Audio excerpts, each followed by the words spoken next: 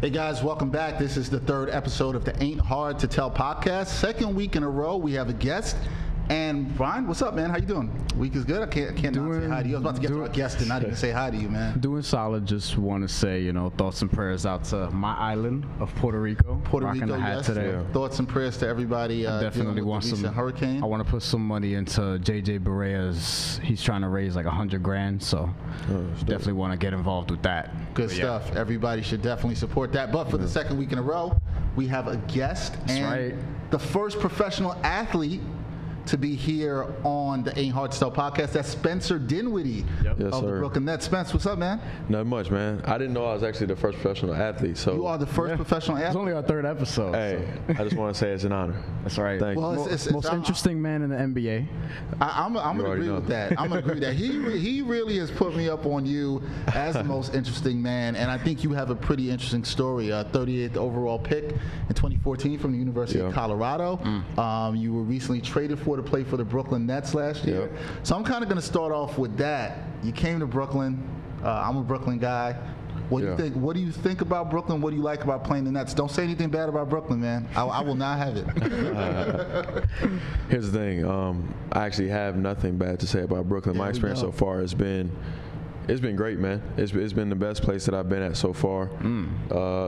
It's been a certain amount of fan love for sure. I mean, obviously, some of it not as good as it could be because obviously we lost a lot last year, and I expect that to pick up this year. I think we're going to be much improved, and so I think the love will be even greater.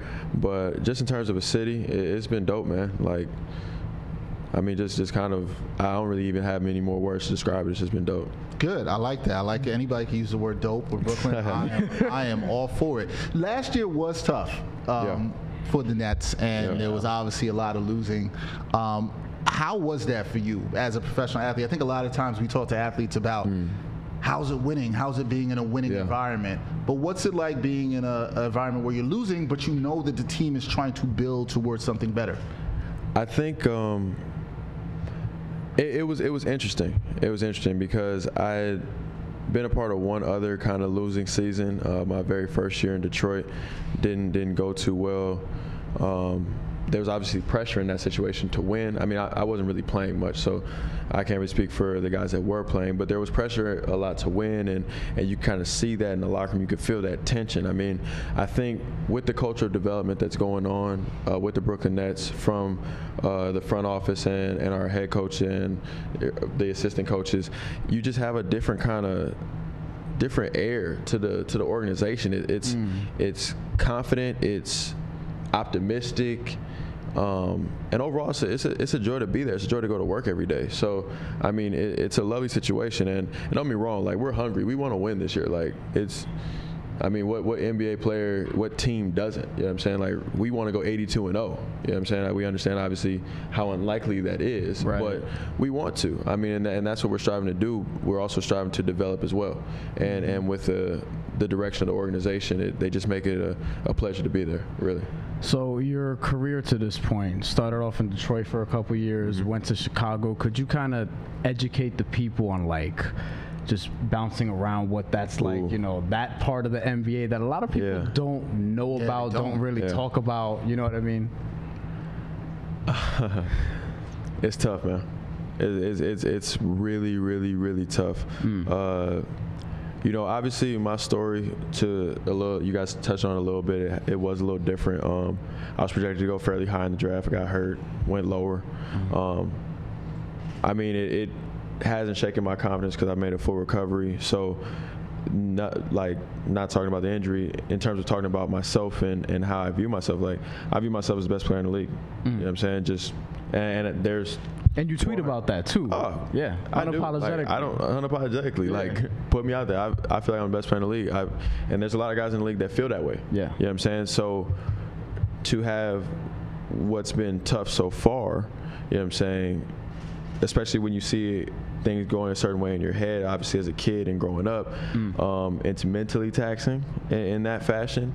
And then in terms of in your life, if you have people that count on you to be there and to kind of be some of their support, and to not necessarily have the stability from your job, that's also mentally taxing. So, I mean, in a lot of respects, it's very much the same as a lot of other jobs, a lot of other careers with people that have a lot of people relying on them. And then in other respects, it's even tougher because your failures are broadcasted on a world stage. Right. You know what I'm saying? So, the best player in the league comment. Do you feel like everybody should have that approach in the NBA? Do you feel like, or, you know, how do you feel about, because you're obviously very confident in yourself. Yeah. As you touched on, a lot of other players are confident in themselves. Mm-hmm. Do you feel like that's the right approach to have? Like, I feel like that's a completely personal thing. I think a lot of people, and when I say comfortable, I don't mean complacent. I think people work hard, but I think some people really enjoy their roles. You know what I'm saying? Some people don't necessarily aspire to do something different. You know what I mean? Like, and granted, there's such a plurality to everything that goes on. You know what I mean? Like, this year, more than likely, I would say, you know what I'm saying, D'Lo and Jeremy start, right? Yeah. Which means that at best I'm looking at 6 man. You know what I'm saying? So you're looking at trying to be the best 6 man possible. Does that mean that then I stop there? Or does that mean, like, eventually I want to start, or eventually I want to have a team, or eventually I want to lead a team to a championship, or win a championship, or finals MVP, or 6 rings, no losses. You know what I'm saying? Like why would I ever limit myself and say, like, I can't do something? I mean, if you let people tell it based on my first 2 years, I couldn't shoot the basketball, even though in college I shot high 30s. Last year I shot high 30s. So, yeah. You know what I'm saying? If I bought into what everybody else said, then I wouldn't be where I am. And that's kind of how I've gotten to where I am, so why stop now? How hard is it to stay away from that as a professional athlete, not buying into what everybody says, because there's so much information out there, right? And we're going to get into this also as well, too. You got the Twitter troll. So I know as soon as Spencer Dinwiddie says, I think I'm the best player, which I'm in agreement with you. I think you have to think you're the best at what you do. I'm not saying that you have to, but it's personal. And that mindset, I think, fuels you to greatness. But you know the trolls are coming after you. Sure. They're like, what? Spencer Dinwiddie, you ain't this, you ain't that. How do you deal with that, reading that, block it out, stay focused? How does Spencer Dinwiddie deal with that? Honestly, I don't block it out. I really don't. You embrace it? I embrace it. Huh. Okay. So it's oftentimes, I mean, I'm sure you might have seen it on Twitter before, it's oftentimes met with a touch of sarcasm, a little bit of wit, you know, and for me, it's fun, you know what I mean? Because I get to blow off a little steam in my response, give them a little bit of insight to kind of how I'm feeling, not too much, you know what I mean? Always remain respectful. But at the same time, you got to understand, they don't know what you're doing. They don't understand what it's like to go through your life. The same way I don't understand what it's like to be a high school teacher. Right. You know what I'm saying? Like, I can sit here and say, you know what? You're a terrible teacher because your students have bad grades, right? But that may not be the case. They may not show up. You could be the greatest teacher in the world, but if they don't show up to class, like, are you then a bad teacher? Well, you're not even teaching. You're not teaching. Right. You know what I'm saying? Like, if a tree falls in the woods and nobody's around, does it make a sound? It don't matter. I never had the answer to that question. Well, it don't matter. That's always the answer I have to that question. Yeah. It doesn't matter. It does not matter. Why am I even thinking about that? Why have I never answered it that way? Because maybe you care too much. That's the way. Yeah, that's the way my mind works. Like, in terms of that question, like when that question was initially brought to me after some years, right? Yeah. I was like, who cares? Like, who cares? You know what's funny though? Because I remember when I interviewed you in like March, and you brought up, I don't remember why you brought up this point, but you said, when people ask me if there's a glass half full and a glass half empty, I just be like, there's just glass. Yeah. Like, that's how you look at kind of the world, so to speak. So this kind of speaks to what you're saying now. Yeah. I mean, because, so it's just there, man. Like, sometimes we try to go into, like, breaking it down a little bit too much, but we're not understanding the true context and like scope of all this stuff. You know what I mean? Like, you can sit here and tell me I'm trash, right? I'm one of 450 people to do this out of 7.5, 8 billion people on this planet, right? Yeah. And I'm one of the better ones doing it. Like, I'm not even bad. Like, you when you run off the list of attributes and capabilities, like 6'6", athletic, you know what I'm saying? Point guard. Can shoot. 3-to-1 assist turnover ratio. Yeah. Like, what? Defense is solid. Like, I'm not going to sit here and say I'm Tony Allen, but it's solid. So, like, when you start listing that out, it's like, well, I mean, you can say that, but when I look at the facts, like, I think I'm pretty solid. Like, thank you. So what you talked about you embracing sort of the trolls on Twitter, and we've seen some things on Twitter recently. Kevin Durant got in a little trouble on Twitter. Segue. And I think that whole situation, it looks kind of suspect. That's what I was. What did you think about that? Let me explain. For those that don't know, surprised. Kevin Durant is, it looks like he may have been using multiple accounts and conversing with himself about some controversial things that people have criticized him for in the past years. I mean, he confirmed it. I can't even say may. He said that he did it. Yeah. Were you shocked at that or shocked that he did it? Or both? I think the craziest part about the whole situation is, like, when you look at it with, like, KD's image, he's such a nice guy, or perceived at least to be. Like, I don't know him. So when I say perceived, I really have no backstory on him. I just saying what it appears to be. Right. He's such a nice guy and really wants to be so relatable that people are kind of just like, oh, well, it's KD. You know what I mean? Like, it kind of happened and is now kind of blowing over, and he made the statement about, like, oh, I'm just like you guys, and people are kind of letting it go. I for one, I was shocked. Like, I thought, like, somebody was running his account and didn't switch out. That's what I thought. Or whatever. I mean, I started thinking of all these different scenarios. Like, I really didn't think that it was going to be like, yeah, I did it. Like, the way he just came back, like, the next day, like, yeah, it was me. I was like, well. But I kind of appreciate that, too. Like, that's what I'm saying. He didn't like, make it as a long, drawn-out thing. Yeah. Like, yo, he didn't say I was hacked. He didn't say anything that, you know what I'm saying, wasn't the truth. He was like, look, like, he did it. Then he came out and was like, it was me. And he's still this nice guy. And so everybody's kind of like, well, it's KD. So it seems to me that you're fine with athletes responding to fans from time to time. I'm sure you also saw the Jemele Hill situation last week. She's been known to sometimes go back against some Twitter trolls, which I thoroughly enjoy. Yeah. I'm here for that. Yeah. What did you think about what she said, her response, and how it was received by the Twitter community? In terms of discussing both of them, I would say my preference for the authenticity of it for it to just come from your account. You know what I'm saying? So I definitely would prefer that route. But that's just me. In terms of Jemele Hill, that's another kind of controversial topic. But I do agree with speaking your mind. I agree with her right to go back at Twitter trolls.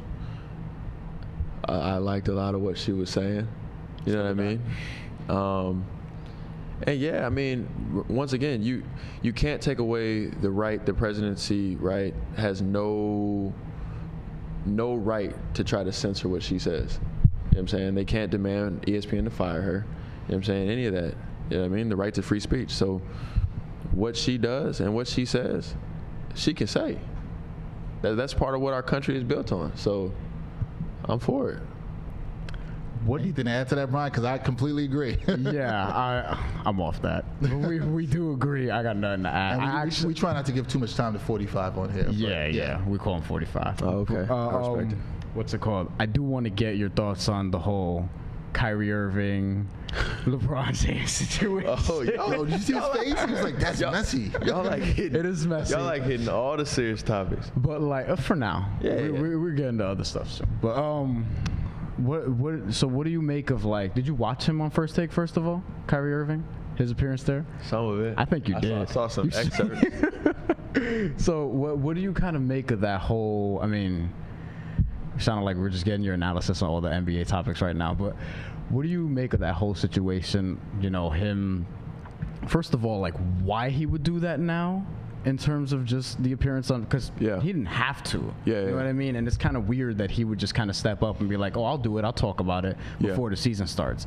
It almost gives you the feeling that more things are going to come out. So what are your thoughts on that whole thing? Possibly. I mean, and I'll get right back to that in 1 second. So let me start off with the whole Kyrie Bron thing. Once again, don't know either of them. You know what I'm saying? Not in that locker room. So it's hard for me to speak on any explicit details as to what's going on there. So when you're not in it and you don't have that intimate knowledge, you kind of have to take what is said at face value. So you take, well, he wanted to go pursue a championship. He kind of wanted to, you know what I'm saying, kind of explore his own situation. And as a phenomenal young player, I mean, you can't necessarily fault him. I mean, we've seen Kobe get killed for taking less money to play with Shaq, then get killed when Shaq left.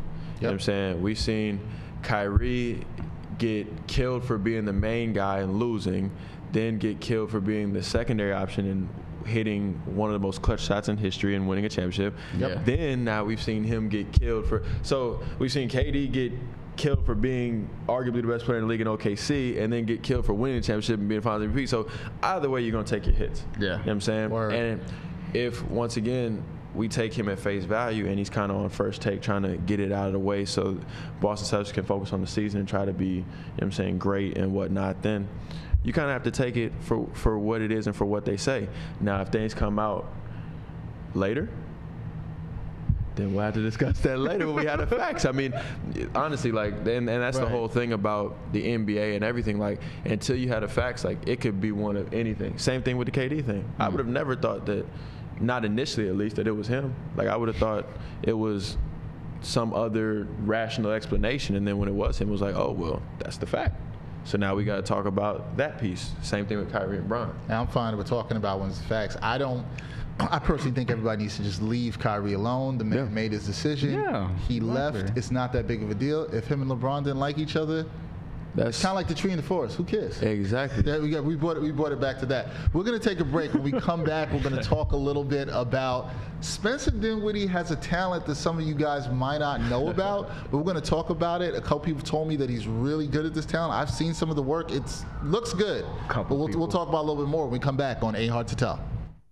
It ain't hard to tell where to get the latest merchandise from Backpack Broadcasting. Gear is now available via Teepublic. Visit the Backpack Broadcasting Teepublic online store to get shirts, hoodies, mugs, and phone cases. Represent your favorite Backpack Broadcasting shows, including the Sports Walk, Sideline Stories, and of course, the Ain't Hard to Tell podcast. Check out the special offers for our podcast listeners at http://t.pub/LIC/backpack. Get in the game with your official Backpack Broadcasting gear today.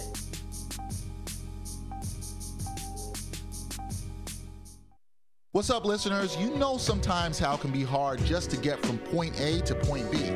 Now, when I have to get anywhere and I don't want to deal with the hassle of public transportation, it ain't hard to tell how I get around. I always make sure to use the best car service app in the game. I'm talking about Lyft. Lyft offers rides in minutes. All you have to do is download the Lyft app, request a ride, and you will be on your way quickly. Lyft is all about happy riders and happy drivers. Take a ride with them and you'll see why 9 out of 10 rides end up with a 5-star rating. Lyft always has amazing offers for new customers, and I'm here to tell our listeners about a great offer today. Lyft is currently offering free ride credit to Ain't Hard to Tell listeners. If you are new to Lyft, then you are eligible, and getting your credit is easy. All you have to do is download the app and use the promo code AHTTPOD to unlock your free credit today. Ain't hard to tell who has the best car app service, so use the code today and ride out loud with Lyft. Welcome back to the Ain't Hard to Tell podcast. Dexter Henry here with Bryan Fonseca and our guest, Brooklyn Nets guard Spencer Dinwiddie. And Mr. Dinwiddie is much more than an athlete. Some of you guys like to box in athletes, think they just do their stuff on the court, like they have no other life outside of it. But when this man is not on the court, he's not cooking on the court, he's cooking somewhere else. Exactly. And that's in the kitchen. And there you go, got the little chef thing going. I was not up on this till Bryan showed it to me. He's like, yo, you got to check out his Instagram. So it was the lasagna tray. He checked out the IG page. He showed me the lasagna tray. And I was hungry at the moment, so I was just like, damn, man, like I need some of that. And I checked out some other stuff. It's fried brown rice, curry chicken, which anybody knows me, the West Indian in me. He brings curry chicken here a lot. Curry, like curry is in my blood. Like flows through my veins. That's gonna come back to bite me that I said that. Somebody's gonna clown me for that. So you really love to cook. Tell me where this came from. You know, what really sparked this interest in cooking, and how long have you been doing it? Man, I probably started cooking like my senior year in high school, really. just kind of something to do. Yeah, but honestly, it came from my parents. My dad's actually a really good cook. My mom's not too bad either, honestly.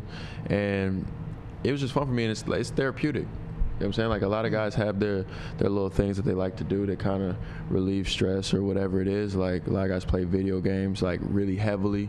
Like, I only do that in my spare time, but cooking is like that thing for me. Like, I enjoy leaving practice, going to the grocery store, having something in my head, you know what I'm saying, and making it come to life, and then obviously getting the reward of eating it after. So I totally feel you on that because I like cooking too. But one of the things I find as a man always was, you tell the ladies, or a lady finds out you cook, people are like, yo, you cook? It's like a shock. Yeah. Yeah. I don't like that. I don't like it. I think we got to change that. See, here's you the can't thing. have that. And it's crazy to me because with this kind of modern feminism movement and all that stuff, you know what I'm saying? They preach not being stereotypical and everything.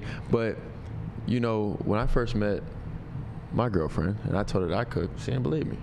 You know what I'm saying? See, it's crazy. It was kind of like a what? And it's like, hey, we're breaking down, you know what I'm saying, gender roles and stereotypes here. There you go. I'm a man that cooks. And I play basketball. That's what I do. There you go. A man of many talents. That's interesting because it's interesting that you say that it's something that's therapeutic for you, or something you like to do. Because I feel like a lot of guys, a lot of girls, a lot of people would think that that's work. You know what I mean? Just being in the kitchen for like an hour, 2 hours, depending on what you make. So, off that real quick, what I'm gonna ask you the generic. What's your favorite, I guess, dish to cook? Because you had the lasagna that I referenced earlier. It was like sometime in August. You guys got to check that out on his Instagram.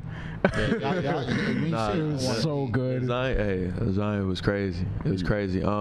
Actually, my favorite thing, and even though I'm trying to limit red meat as much as possible, my favorite thing is actually just grilling a steak, man. Like, it's something about grilling a dry aged ribeye that it does it for me. You know what I'm saying? But wait, were we talking like medium rare? Like medium. Okay. Medium. That's me. That's the only way you can have it. You can't go higher than medium rare. If you go higher, I'm not talking to you if you do that. Like, we're not even eating at the same table. Yeah. If you go higher, it's dry. If you go lower, then it's like moo. It's like damn near raw. It's like whoa. Yeah. So like I gotta get right in that middle ground. You know what I mean? But actually, my lady's favorite thing that I make is macaroni and cheese from scratch. So, like a baked macaroni and cheese, she loves that. So. Oh yeah. That's her favorite thing. So when you have this kind of outlet that's off the court, like, how important do you think it is for athletes to branch outside of sports and do other things? Because I'm not even just saying personally, but you never know where cooking could take you. Now somebody hears this podcast and might be like, yo, we got to call up Spencer Dinwiddie. You want to hire him as a chef? Hey, you never know what can happen. That's the thing. Hire me. Oh, you're not ready for that? No. I'm ready for it. The problem is I don't want to turn to one of those things where they're like, we need this right now, today. And then it's not fun anymore. Because like I said, right now, it's extremely therapeutic, and I'm pretty good at it. And I like just kind of being good and doing it on my own time. Open your own restaurant. You can do that. Is a possibility. The only problem. Dinwiddie's. That's like a real corny name, but it's simple, but it could work. But that's the thing. I feel like I might get a little traffic just because of the name alone. There you go. That is true. Do you see any future for you outside of basketball with cooking, or are there things you want to do past your playing? Have you thought of that already? Oh man. I know you're like, that's a while off. That's like when people are like, yo, do you think about retiring? We did ask you that before. We talked about this. There's a lot of things I want to do, man. There's a whole lot. I legitimately want to build an Iron Man suit, but that's a whole nother rabbit hole I want to go down. I'm here for that, and you're trying to work on like designing teleportation. I'm into that too, because that's like so necessary. Oh yeah, see, man. Especially in New York. I'm so over like the modes of transportation right now. It's just, I'm over it. Like, this time we need teleportation now. Hey, I'm with you. My producer Matt, he's like looking at us too, and he's like, yo, definitely we need teleportation. Hey, shout out Matt. But the Iron Man suit, I'm here for that too. Yeah, man. I mean, no, but in all seriousness, and I actually am serious about that, but there's a lot of things I want to do in my lifetime. It's really about just kind of focusing on what I'm doing now, planting those seeds, and then when they come, they come. You know what I mean? But I can't necessarily focus on those things just because of not only the high pressure in my job, how much it demands, but also because obviously the lack of stability that I do have in my career at this time. So Yeah, I can definitely see and understand that. Would you write a book out of curiosity? Because some athletes kind of go that route after a while, and a lot of people say it's probably the hardest thing to do. What are the hardest things to do? Because it's hard to write a book. Is that something you would look into? Actually, in terms of commanding the English language, I'm not much of a writer. You know what I mean? Because I feel like you would make a very entertaining. What about a cookbook? For sure. Or that. For sure could. You know what I mean? But it's just not something I like to sit down and necessarily do. I'd much rather speak and have conversation and let that kind of drive the creative process versus kind of like actually sitting down and writing like a memoirs or whatever it is. So no, I don't necessarily think a book would be coming in the future, but at the same time, there's no way to know. Like, if I create an Iron Man suit, man, shoot, the book coming, man. That's what I'm saying. A lot of people want to know about that. If you create the Iron Man suit, the book is definitely coming. It's got to come. And you're going to be so paid. Hey. Oh, man. Hey, we won't even worry about basketball, man. Yeah, I mean, you're playing basketball on some other galaxy. Exactly. That's what I'm saying. That's right. Figuring out if the tree really makes a sandwich in the forest. Like we're going to knock the tree down, and I'm going to be on Mars or something, man. Like, real quick.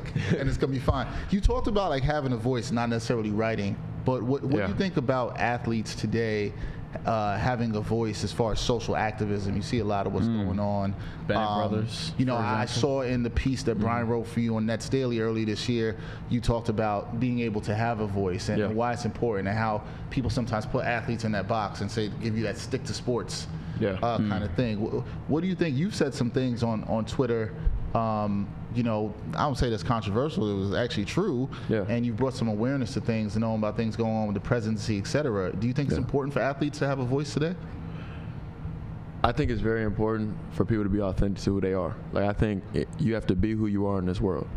Whether you're an athlete, whether you are a teacher, whether you are the guy on the street. You know what I'm saying? So if it's in your heart to be extremely active, or if it's in your heart to just speak some facts, or if it's in your heart to not say anything, then you have to be who you are. I don't think your job dictates necessarily what it is that you can or cannot say. I think you need to now, with a higher level of exposure, be cognizant of who's watching you. Right. So let's not go out there, and I'm speaking to all athletes, influencers, whatever. Let's not go out there and be ignorant, because obviously we do have children watching us. But if it's on your heart to be socially active, then do it. It's your opinion. I mean, when Kyrie said the world was flat, like, that's his opinion. Like, go ahead and do it. You know what I'm saying? It's not like he said, hey, kids, go jump off a building. You know what I'm saying? He's not hurting anybody. He's not hurting anybody. Like, if that's his opinion and he wants to share that with the world, then let him share that with the world. I want to follow up by saying, Adam Silver sent out a memo a couple weeks ago, or it was leaked, that he's encouraging players in the league to be socially active, and you see that in the NBA, but it's something we aren't seeing in the NFL. Have you looked at the NFL situation as an NBA player and be like, it's crazy kind of what's going on there with the protests and everything, Colin Kaepernick? How do you look at that situation as an outsider and just in another sport? I mean, I think it's tough. Honestly, I think as an athlete, as a person in a similar position, it's tough to watch. I mean, I saw some things, come across social media or whatever, where they were like, oh, when stuff like this happens to Michael Bennett, it's a problem. You know what I mean? Like, saying obviously how nice of a guy and stuff he is and whatnot. But it's like, Cap's career may have just got, sacrificed on the cross. Yeah. And he said the same thing 8 months ago. Yep. You know what I'm saying? Just because now Michael Bennett, a guy whose talent is above reproach, doesn't mean that it's now any more or less legitimate. Now, obviously, what Michael Bennett went through is for sure legitimate. He has a serious case. But I'm saying, like, it's not illegitimate because Cap is seen as a lesser player. You know what I'm saying? Which is the really hard part about social activism for athletes, because if you're, for example, if I came out and said something very politically divisive, it's a problem. It's, who does he think he is? You know what I'm saying? He's barely in the league. He's not very good. But if LeBron were to say the same thing, it's, oh, it must really be a problem if it's affecting LeBron James. Right. You know what I'm saying? As if we're not the same level or class of people because he's perceived to be better at a sport than I am. You know what I'm saying? Which is the problem with people even saying stick to sports, right? Yeah. Because you're going to tell us to shut up, but then you're going to judge us at the same time. Like that's. What do you say to those people that say stick to sports? Do you have a response? Do you have a response to that at all? Stick to sport. I mean, stick to their job. Do they stick to their job? Right. Nobody does. Everything intertwines, right? As human beings, we're all connected. Every single one of us.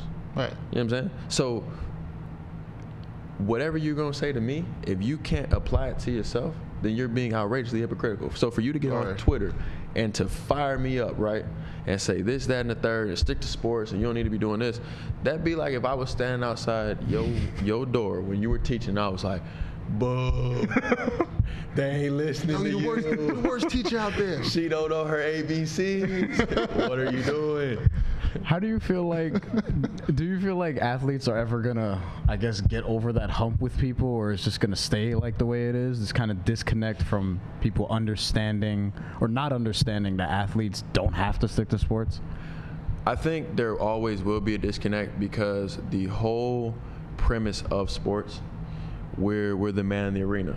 We're the Coliseum. You know what I'm saying? Like, and we're the fighters. So there's that disconnect in general because there's a certain level of fantasy associated with what we do. Yeah. Like if everybody in the world was capable of duplicating what it is that we do, nobody would watch. You know what I'm saying? There's a reason why people come and watch. They want to see, you know what I'm saying, 6'10" people fly through the air and dunking on a rim that they could never touch. There's a certain level of imagination and fantasy associated with that, and that's why people come to watch us. Steph Curry shooting from 40 feet. You know what I'm saying? When people actually get on the court and look at from 40 feet to the basket, they're like, wow, that's really far. Yep. You know what I'm saying? So that's part of the reason why our job affords us the luxuries that it does. You know what I mean? So there will always be a certain level of disconnect because they view us as, they put us on that pedestal and then subsequently want to knock us off to make themselves feel better. And they also forget that you guys are people, too. Exactly. And speaking of, by any chance, did you happen to see the Eddie Lacy story that dropped? I don't know if it was yesterday or the day before. So Eddie Lacy's a football player who used to be with the Green Bay Packers, now he's with the Seattle Seahawks. And, you know, everyone would comment to him like, you're fat, you're overweight. No matter what he does, he could just put his phone down for like a day, and you know, people would just be calling him overweight and things like that. So he came out, and there was a story that went out, and he basically like opened up about all that stuff about like being fat shamed and being harassed on Twitter and things like that. So people don't really like understand like you guys are people too, and you guys go through this. So how do you kind of, I guess, deal with that, where, you know, people, some, not all people, but a lot of people just kind of see you guys as you said, like almost like objects to some degree? Yeah, I mean, you deal with it however it is that you cope is the way that you do it. And I understand there's a negative connotation to that. It makes it seem like depression or whatever, and that's not what I'm saying at all. But however you deal with whatever it is that you're going through, it's kind of it's your cross as a human being. You know what I'm saying? Like whatever it is that you're going through, you're gonna bear that. You're gonna deal with it. Same thing with me. You know what I'm saying? And our jobs contribute to that. Our families contribute to that. Everything. You know what I'm saying? As a human being, we all have these things to deal with. It just so happens that obviously as a public figure, people would dump a lot of their issues on you. You know what I'm saying? But if you don't allow them to, you know what I'm saying? Personally, like if you don't really absorb that and feed into it, then I mean, it's a lot of static. It's just more outside noise, but it doesn't necessarily affect you in that manner. Yeah, I think one of the things in that article I read from Eddie Lacy was, you know, he just didn't understand what people got out of it, the attacks, the personal attacks. The thing, And I always find that interesting. I've seen people on Twitter troll other athletes or fans who think they know too much and they know everything about the game. And everybody's entitled to have their opinion, but I think sometimes people take it a little bit too seriously. We're going to take one last break in the podcast. When we come back, we're going to talk a little about looking forward to the Nets season, which is coming up. Basketball's almost back. Yes, sir. I am really excited, and we're going to talk a little hip-hop with our guest, Spencer Dinwiddie, on the Ain't Hard to Tell podcast. Sports Guru is the place where fans talk about sports via video. All videos are 60 seconds or shorter. Sports Guru makes the video look more professional and fun by adding automated on-screen graphics. You can follow your favorite sports by team, trending, new, or by people you follow, and more. Type in the title of your video and it will auto-magically go into your on-screen graphics. It's just that simple. Tag your teams and publish sports. Let's talk sports. The best new sports web series is here. It's from Backpack Broadcasting and it's called The Sports Walk. The Sports Walk is a series where diverse sports fans take a walk and share their views at the intersection of sports and society. The entire first season is now available on Backpack Broadcasting's YouTube channel and backpackbroadcasting.com. See what other sports fans have to say about a variety of issues in the world of sports. Watch all 13 episodes from season 1 and take the Sports Walk today.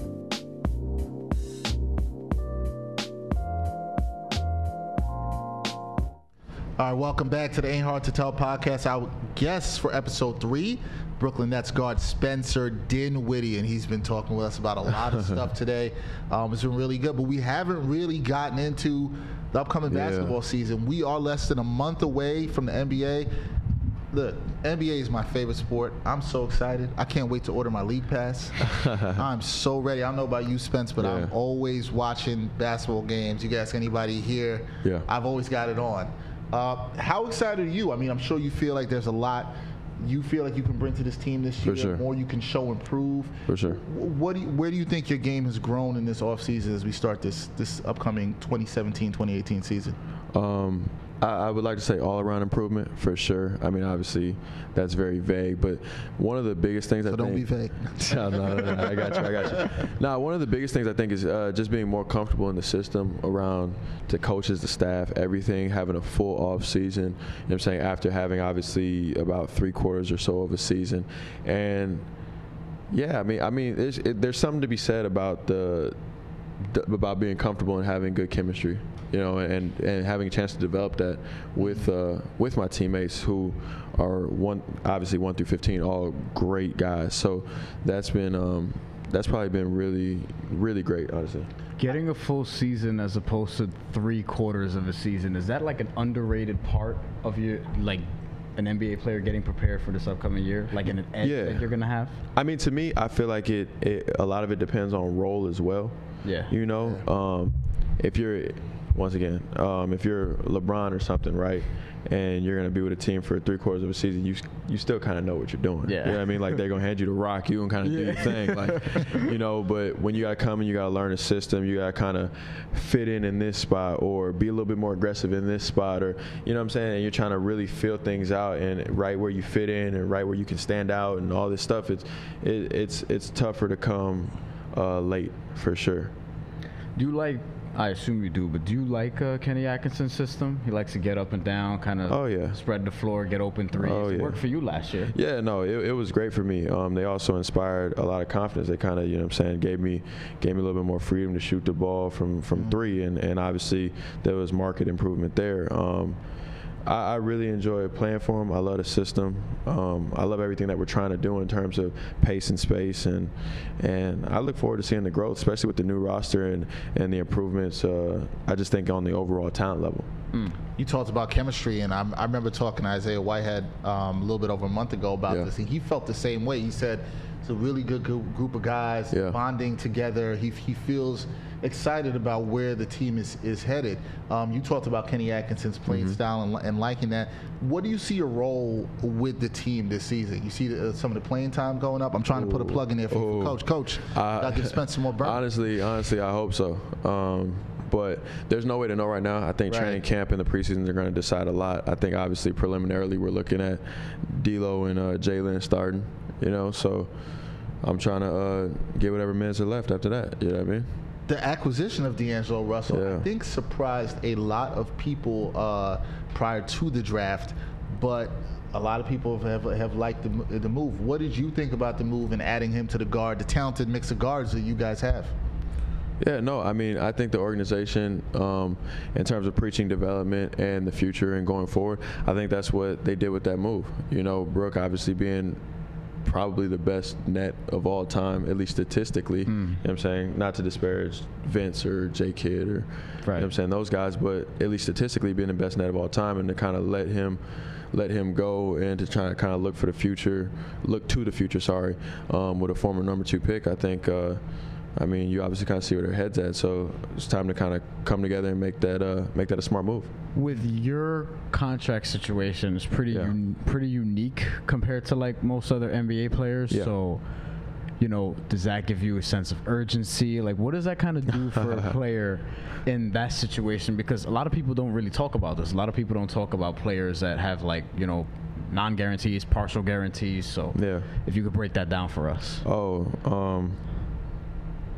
He's like, I'm trying to get paid. No. Not at all. I honestly, I just want to play basketball. And then, you know what I'm saying, money can come either in the sport or outside the sport, whatever it has to be. No, I mean, it's everybody has a job, right? Usually you sign whatever deal it is you sign. You're there for the year at the very minimum, and then if they fire you, you can like report yourself to workers' comp or some, right? File for unemployment. You can do some and get some money in some form or fashion, right? Well, I mean, when you're a non-guaranteed guy, like at any point in time, if they decide to cut you, then you don't get anything. So that's I think that should tell you how urgent I am. I mean, you're used to a certain way of living. You're used to being able to do certain things and trying to build for the future for your own family. You know what I mean? And at any point in time, obviously the rug can be pulled out from under you. And that's not just due to poor play. Like, you get hurt. You know what I'm saying? Yep. Anything can happen. You know what I'm saying? Like, literally anything, whether it be off the court or on the court. And so you're always on your P's and Q's, period. You always got to. Do you feel like it helps keep that hunger alive for you? Because I can understand that, because I do freelance work, so I understand. Same. That's kind of like non-guaranteed. We're kind of in the same boat, so I understand keeping that hunger alive. Do you feel like it keeps that hunger in your belly? For sure. I mean, how could I relax? How could I not have that hunger? You know what I'm saying? The moment I go into the gym and I'm like, oh, you know what? I'll let Jalen beat me today, right? That could be my last day. Could be. Can't be sleeping. That's true. That could be my last. Like, no. Very true. No. Area. You come for everybody every day. And I love those guys. Like I said, 1 through 15. And our two-way guys and some of the G League guys, you know what I'm saying, that I've been in contact with from Summer League and all that, all great human beings. Like, I love them all, literally. But you step on that court, I want to let them know what time it is. Not only do I feel like I'm the best player in the league and want to be viewed as the best player in the league and win championships and all that, like, I want to be the best player on the team. Obviously, it starts there. You know what I'm saying? So there's no player or person that I feel like I have room to give, you know what I'm saying, space to or give, I don't know, but just be nice, be lenient. I don't have that luxury. Ain't got time for that. Yeah, ain't got no time for that. What could you say about the culture of the Brooklyn Nets organization now? Culture's become kind of a buzzword. It's thrown around a lot. Yeah. Jokingly on Nets Daily, we said that there could be a drinking game every time the word is used. Y'all you take a shot. I started that. And basically, so, like, what could you say about the culture of, like, the team right now? Everyone seems to be very optimistic. For sure. A lot of good guys on the team as well. Sure. So what could you say about that? I mean, you pretty much hit the nail on the head. So a lot of good guys. The culture is very optimistic. Moving forward, it's all about how that translates into, you know what I'm saying, tangible progress. I think that's what everybody's waiting to see. You know what I'm saying? Development, progression, hopefully more wins, and just kind of continue to see us chip away at that stone. Like, we understand, you know what I'm saying, we're not going to hit the stone once and it just crack. We might have to hit it 10,000 times in the same spot, and we may not even see any change, but on that 10,001st time, you know, maybe that stone cracks. You said more wins. How many? How many? Oh, I can't put a number on wins. I know. I try. You try. I mean, you're going to get asked that like a million times in media day. I know. I can't nail down a number. That's too hard. There's 82 of them. Anything can happen. You know, we might catch the Cavs sleep and sweep them. Like, anything can happen in the NBA. You know what I mean? Yeah. But I think a couple of our players have thrown around playoffs. Like, I don't know what's going to happen. I think, once again, like I said earlier on the podcast, we're trying to go 82-0. Yeah. So that's if I'm gonna throw out a number, that's what I'm gonna throw out. 82-0. No matter how unlikely it is, that's what we're striving to do. Every time we step on the floor, we want to win the game. There you go. I can always respect that attitude. We talked about culture. We're going to shift a little bit over to hip hop culture. This guy Bryan made me aware of your top 5 MCs list. As of like last year. As of last year. So I don't know if it's changed. Can we refresh that? So I have it. You had Jay, Nas, Big, Eminem, and 3 Stacks. And I looked at the list and I was like, yo. Are you thinking about changing it? I was like, right yo, now? that list is pretty solid. Now, if you really want to make Bryan happy, then you have to put in Freddie Gibbs. Not a shot. Not a shot. Not a shot. No, okay. Not a shot. I didn't think so. Jay and Big mandatory because Jay's resume obviously is best rapper of all time. Agreed. Big. Second guest in a row to say that, by the way. Oh, who was her? We had Robin Lumberg on last week, and he also agrees Jay's the greatest of all time with me. Yeah, I mean, just the resume, the longevity, even the project he just put out, 444. I mean, he's done it. You know what I'm saying? Don't tell Lonzo Ball that, but that's a whole nother story. I mean, you know, young guys had their opinion, and I think even his comments were probably a little misconstrued. He's talking about what he personally listens to. I mean, you can't go against the greats. I mean, as quiet as it's kept, Eminem has an argument for greatest of all time too, just in terms of like what he actually did and the fact nobody wants to go bar for bar with the man. You know what I mean? That's true. Who we talked about in terms of not greatest rapper, not top 5, but he doesn't miss Drake. He makes all that other music, he sings and does all this other stuff, so he's not in that top 5 rapper discussion. But I'm just gonna reference that conversation we had before we got on the show. He does have the Midas touch. He went like about 8 years without missing. So you got to just kind of say like kudos to Drake, even though he's not a top 5 rapper. My cousin, who Marley Paul, who's like a big Drake fan, he's gonna listen to this podcast. He's gonna smile. He's like, "See, Dex, I told you." Drake is hot. He's got the Midas touch. That's always his argument. But your list had a lot of greats on it. I think people that people put in a high, lofty status in hip hop. Is there anybody today that you think is approaching there or right there? Because there's a guy today who he's now coming to my top 5, and I've put him in there. Who? Colin Kendrick? That's Kendrick. I have Kendrick in there in my 5th spot. I think he's coming there. Is there anybody today you're really enjoying listening to? You can say Freddie Gibbs again and make Bryan happy if you want to. I will say this. I think I enjoy listening to Kendrick more than Nas. Ooh. On my top 5 list. Interesting. I think sometimes he raps with a similar ferocity as Eminem, which is really nice to hear for sure. When discussing the greatest of all time, I think you always kind of pay homage to like the GOATs and the elder statesmen. Until like one of the young guys really kicks in the door. You know what I'm saying? I think he's done that. You know what I'm saying? I think he's like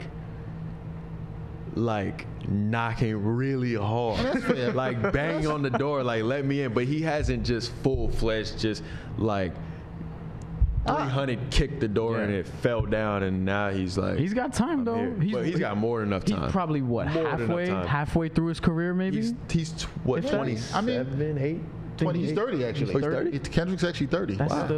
He's still young though. Yeah. I think, and if somebody wants to say he's kicking down the door, like you said, I'm totally fine with that. I think he's a tremendous artist in hip hop today. I'm a huge fan. I'm not even going to deny my fandom, but he's somebody who's come along recently that has wowed me, has given me that kind of wow factor in hip hop. You're a West Coast guy. So what are your views on, I guess, West Coast hip hop? Is Snoop one of your favorites? Do you listen to some of the West Coast guys now, like Vince Staples and YG? Because I was shocked you didn't have a West Coast legend in your top 5. No, I didn't. Yeah, I didn't.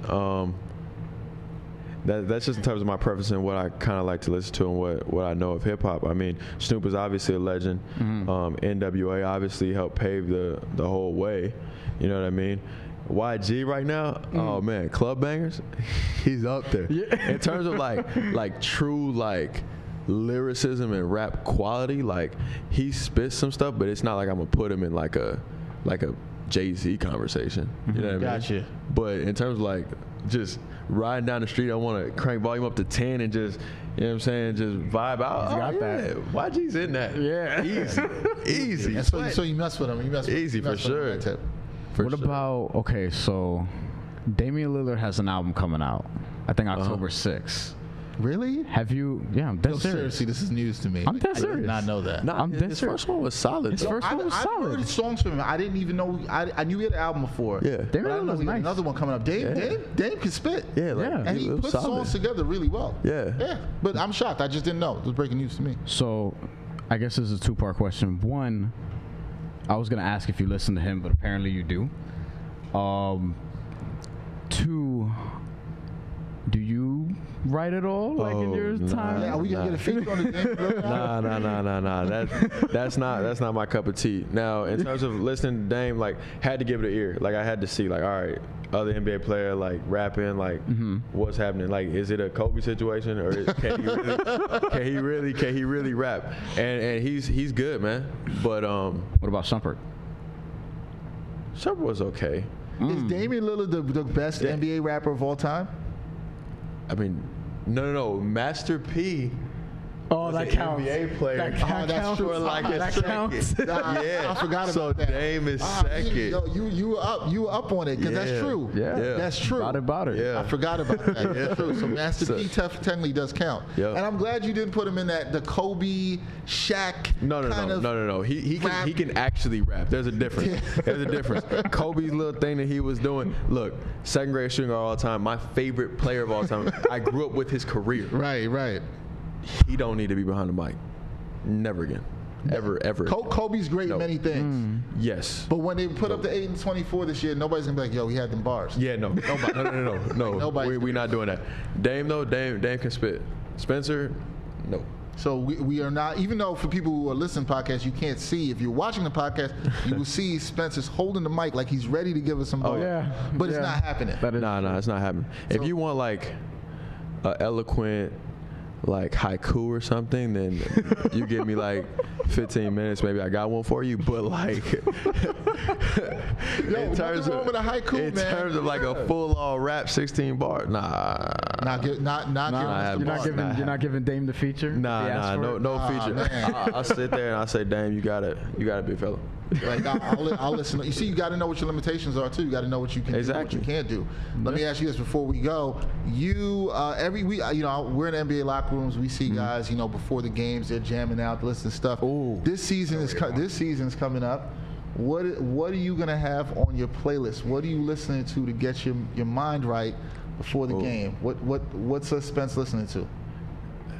It's tough. I'm actually, before the game, I'm not a real hype guy. I'm not a real music guy. So, like, I'm more so just chilling.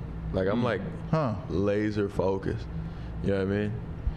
Maybe texting my girl so she'll like calm me down. So I'm not too like locked in, seeing how she's doing. There you go. Okay. See, everybody gets ready for the game differently. Doesn't mean everybody throws in their beats, whatever headphones they have, and everybody gets ready differently. Well, we want to wish you a ton of success this season coming up with the Nets. That's right. Someday you will be part of the trivia question too about who was the first professional athlete to come on the Ain't Hard to Tell podcast, and it's going to be you. Hey man, I appreciate it. I love being a part of history. We appreciate you. We're going to see you media day throughout the season, a bunch in the locker room, and hopefully, when you see us in the locker room, don't act like you don't know us. Hopefully, you got some food in the locker, some mac and cheese or something you can pass to us. Oh, I got you. There's food in the media room. It could be a little better. Sorry, Nets. It could be a little better. But hey, that's but that has nothing to do with you. Yeah, I know the team makes sure you guys eat good. So it's good. Spencer, thank you for joining us once again.